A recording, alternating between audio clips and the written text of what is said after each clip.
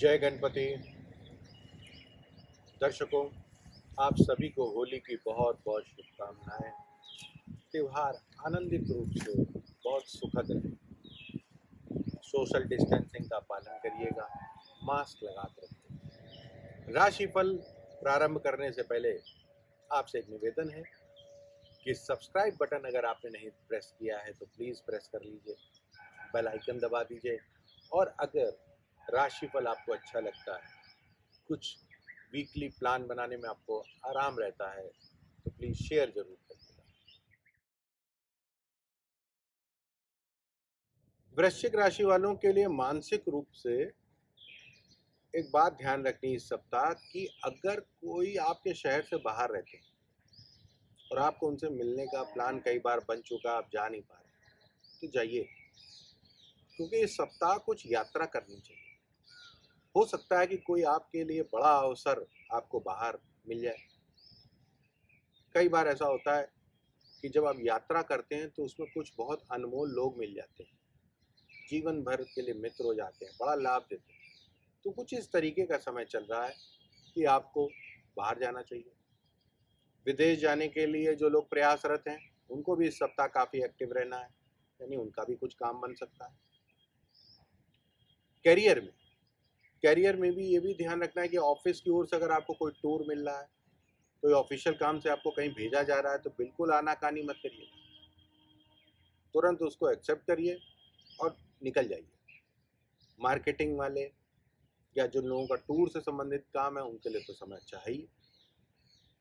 एक चीज़ ध्यान रखनी है कि जब भी आप यात्रा करें, बाहर जाएं, तो पानी की शुद्धता का ध्यान रखिए, क्योंकि इस सप्ताह कुछ गड़बड़ पानी पीने से पेट खराब हो सकता है। तो थोड़ा पानी का ध्यान रखिएगा, तो जल अपने साथ लेके चलिए। व्यापारी वर्ग के लिए समय अच्छा है।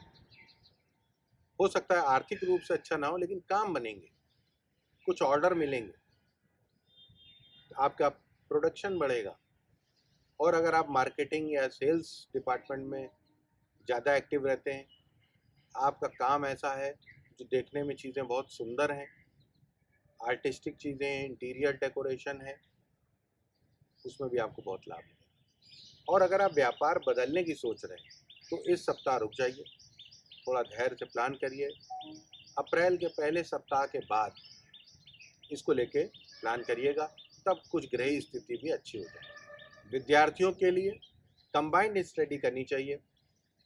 और एक बात बस ध्यान रखिएगा कि जो भी आपकी टीम हो, जो आपके मित्रों की टोली हो, उसमें सब पढ़ने वाले बच्चे हों, कोई समय बर्बाद करने वाला ना हो, इस बात का ध्यान रखें। क्योंकि मित्रों के प्रति समर्पण तो है, एक कंबाइंड स्टडी का टाइम तो चल रहा है, लेकिन कुछ प्लैनेट ऐसे हैं जो डिस्ट्रक्टिव काम कर रहे हैं। यानी कि अगर कंबाइंड स्टडी में 4 दोस्त बैठ के पढ़ रहे हैं, तो पढ़ाई कम, बातें ज़्यादा होने लगी। तो जो साथी बात ज़्यादा करे, उसको आपको पॉइंट आउट करना पड़ेगा, पढ़ाई कर लो, बातें नहीं।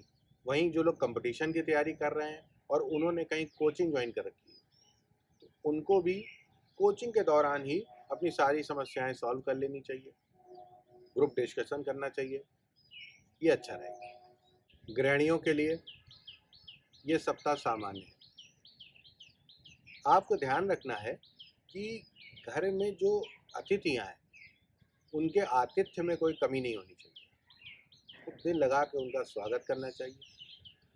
और अगर घर में कोई बड़े बुजुर्ग आते हैं, वरिष्ठ लोग आते हैं, तो उनका तो आतिथ्य से दिल जीतना है। इसके अतिरिक्त जो महिलाएं गर्भवती हैं, उनको अपनी सेहत का, बच्चे की सेहत का बहुत ध्यान रखना है।